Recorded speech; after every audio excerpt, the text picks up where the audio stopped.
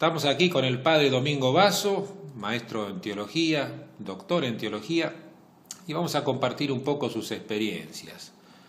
Fray Domingo, ¿qué fue lo que te atrajo más de la orden antes de ingresar? ¿Qué te admiró? Bueno, tengo que aclarar que primero yo estaba estudiando en un seminario, en el seminario de San Carlos Borromeo de la Arquidiócesis de Rosario, donde entré de criatura casi prácticamente, y estando en primer año de filosofía, en el comedor del seminario leyeron la vida de Santo Domingo escrita por el padre Lacordaire. Y a mí me gustó muchísimo la fisonomía de Santo Domingo y lo que hizo con el rosario. Y la orden comenzó a atraerme. Lo que me sucedió a mí le sucedió también a otros seminaristas. Entonces el prefecto, después de la vida de Santo Domingo del padre Lacordaire, hizo leer la vida del padre Lacordaire escrita por el padre Chocarne.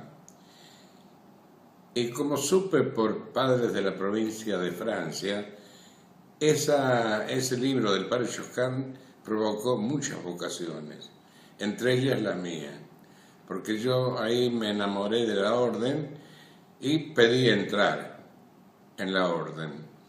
Estaba haciendo el primer año de filosofía en el Seminario Mayor de Rosario. Escribí una carta, me la contestó el maestro de novicios, que entonces era el padre Carmelo Federico, y me dijo que viniera al convento. Y vine al convento un 8 de diciembre, Día de la Virgen, y el 24, antes de la misa de medianoche, del 24 de diciembre, me dieron el santo hábito, que me lo pusieron sobre la sotana que llevaba yo. Y ahí comencé mi noviciado. Al principio era el padre Federico, el maestro novicio, pero terminé siendo discípulo del padre de Forconier, al que el padre general mandó especialmente para ser maestro de novicios de nuestra provincia. Y con él me formé espiritualmente. Y si vos Pero recordás... yo, al entrar a la orden, no había visto jamás un dominico, no había hablado con ninguno, ni siquiera sabía cómo era el hábito. Sabía que era blanco y negro porque veía en la catedral de Rosario, en el techo, el dibujo de la Virgen dándole a Santo Domingo el rosario, pero no sabía cómo era, cómo se ponía, nada. No conocía a nadie. Y bueno, y comencé el noviciado. El noviciado es como todo noviciado, pero con el padre de Forconier, que era un noviciado muy especial porque nos daba una formación típicamente francesa. Y después comencé a estudiar filosofía, y cuando acabé filosofía hice la profesión solemne. Éramos 5 estudiantes nada más. Ahora, en ese primer tiempo que vos conociste la orden, entraste y conociste frailes, ¿hubo algún fraile, sea mayor o joven, que te impresionó por su modo de ser o de vivir la vida religiosa? Sí, en esa época en que influía mucho en nosotros era el padre Pinto. ¿Por qué? Y porque él conversaba con nosotros. Él era una personalidad en ese momento para la provincia. Había sido, antes de entrar a la orden, había sido periodista, creo que del diario La Nación. Y era un filósofo, él había estudiado en Francia y en España. Y él tenía influencia sobre nosotros. Después comenzaron a tener influencia otros padres también, claro, que fui conociendo a través de mi estadía en la orden. Claro. Bueno, así fue como entré a la orden y como comencé a estudiar. Y al terminar filosofía, a los que éramos estudiantes en ese momento, éramos 5 nada más, si querés los nombro. como quieras, ¿sí? El padre Boria, el padre Pereira, que ya falleció, un padre Sanguinetti, que después salió de la orden, y el padre Renaudier de Paulis.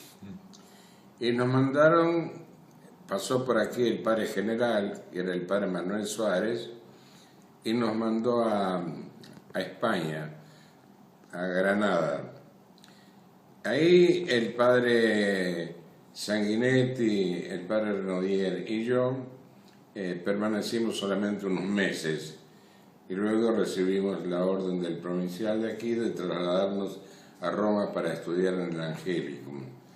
Yo tenía que sacar el doctorado en filosofía, el padre Renaudier en teología y el padre Sanguinetti en Sagrada Escritura.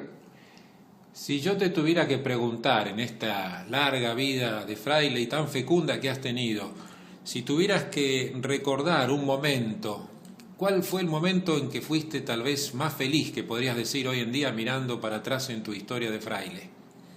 Bueno, creo que fue el primer año que estuve en el Angelicum. Estuve 3 años en el Angelicum, pero yo llegué al Angelicum siendo un simple estudiante, profeso solemne, pero no había recibido ni el diaconado ni el presbiterado. Así que tanto el diaconado como el presbiterado lo recibí en Roma. En el año 1953 me ordené de sacerdote en San Juan de Letrán, me ordenó el cardenal Traglia, que era el vicario pontificio de la ciudad de Roma. ¿Y por qué recordás como el año más feliz ese del Angélico? Porque era la vida dominicana en pleno. Acá tenía sus fallas como la sigue teniendo en todas las provincias. En cambio ese era un convento muy numeroso, ¿no? ¿Cuántos eran? Y éramos cerca de 200 frailes. Y la liturgia, el tipo de profesores, fui amigo de muchos de esos profesores, realmente amigo, como del padre Lumbreras, del padre Girón, del padre Dunker, en fin, de una serie de teólogos, filósofos y escrituristas que eran profesores del Angelicum. Todavía no era universidad, era Instituto Pontificio Angelicum. Fue nombrado universidad por Juan XXIII, pero era una gran universidad. Y después el estar en Roma, haber conocido Roma. Yo me acuerdo que cuando llegamos a Roma, el padre Renaudier y yo, una de las primeras cosas que hicimos fue un día una tarde, tomar el ómnibus e irnos a la Plaza San Pedro, claro, para conocer la Basílica de San Pedro. Y estábamos en el medio de la plaza y yo me doy vuelta para decirle algo al padre Renaudier y no lo veo. Y ahora me di cuenta que estaba arrodillado en el suelo besando el piso de la Plaza de San Pedro. Sí, nos emocionaba mucho. Y después, esa estadía en Roma para mí ha sido muy importante en mi vida, tanto espiritual como intelectual y como emocional también, ¿no? claro. Además, hijo de italianos, hablaba de entrada el italiano y entonces me resultaba todo fácil mi diálogo con los que hablaban en italiano, que eran casi todos allí.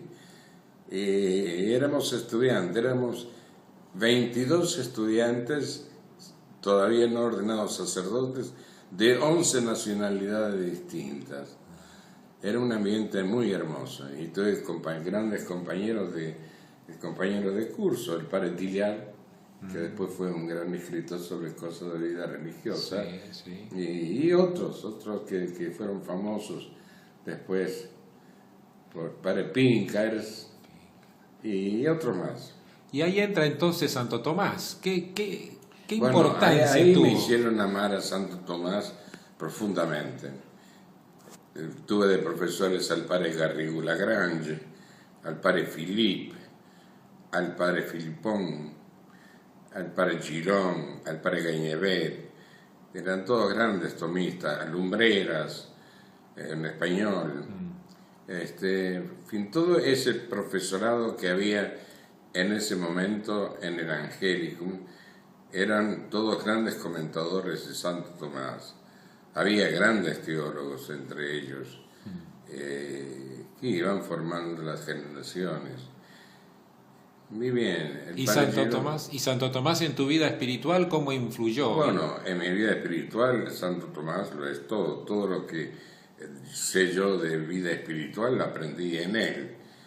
Yo soy un tipo muy especial con respecto a Santo Tomás, porque yo estudio las cosas primero en Santo Tomás, y después que yo sé lo que dice Santo Tomás, porque lo he analizado bien, leo otros libros que hablan de eso, y bueno, encuentro un montón de diferencias entre los comentadores y Santo Tomás. Y por eso creo que he hecho mi tomismo propio, por el modo de interpretar a Santo Tomás en muchos temas muy importantes, que no voy a enumerar aquí porque realmente no es lo que interesa, realmente no. Y vos, Domingo, habiendo vivido tantos años la riqueza de la vida dominicana, habiendo profundizado en Santo Tomás, a un joven que hoy se acerca a la orden y quisiera ingresar, ¿qué consejo le darías para este camino que él estaría en su inicio? Yo le daría el consejo que hizo que Jesús le dijera a Santo Tomás que había escrito bien de él. Jacques Maritain, en un libro sobre el doctor Angélico, el doctor común, cuenta el siguiente hecho, que es una tradición de la provincia de Francia,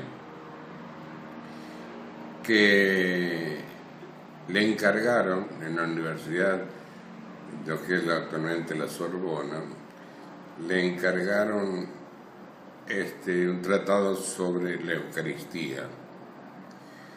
Y entonces Santo Tomás humildemente lo escribió, pero luego fue con el manuscrito al altar donde había un gran crucifijo.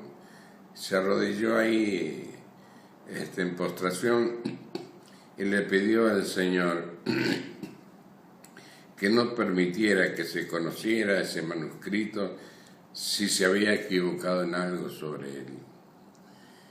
Y dice que los frailes que estaban ahí alrededor de él, rezando también, en la orden siempre ha tenido mucha importancia la vida de oración, oyeron que Cristo le contestaba a Santo Tomás: quédate tranquilo, Tomás, no te has equivocado, y un día me verás como me has escrito, pero cara a cara.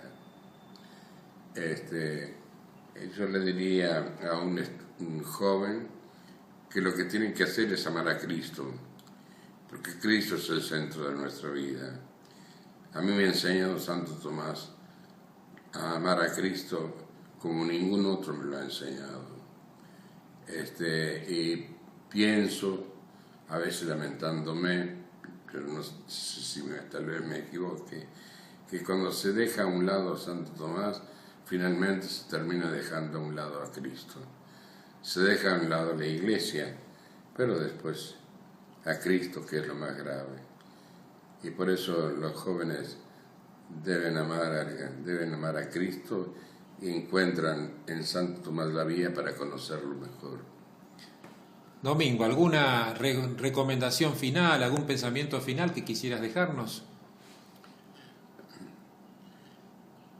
Y bueno, yo en la estampa de mi ordenación puse como lema per ipsum, ecum ipso et in ipso, con él, por él y en él. Frase que leemos todos los días en la Santa Misa antes del Padre Nuestro. Para mi boda de plata sacerdotal la cambié por un texto de San Pablo, pero cuando cumplí los 50 años de sacerdote volví a mi viejo lema, porque es lo único que le da sentido a mi vida. Si yo no me hubiera hecho dominico para seguir el camino de los apóstoles, para imitar a Cristo, no serviría de nada. Yo estoy contento de ser dominico porque me enseñó a querer a Cristo, como veo que otros no lo quieren de la misma manera. Lo quieren, pero no con el mismo fervor, de la misma manera, con la misma profundidad. Y ser dominico es pensar que del mismo espíritu ha salido el rosario, y la suma teológica lo dice todo. Fray Domingo, muchas gracias por tu testimonio, tu palabra y tu cariño hermano. Muchas gracias. Te agradezco mucho que me hayas hecho este reportaje.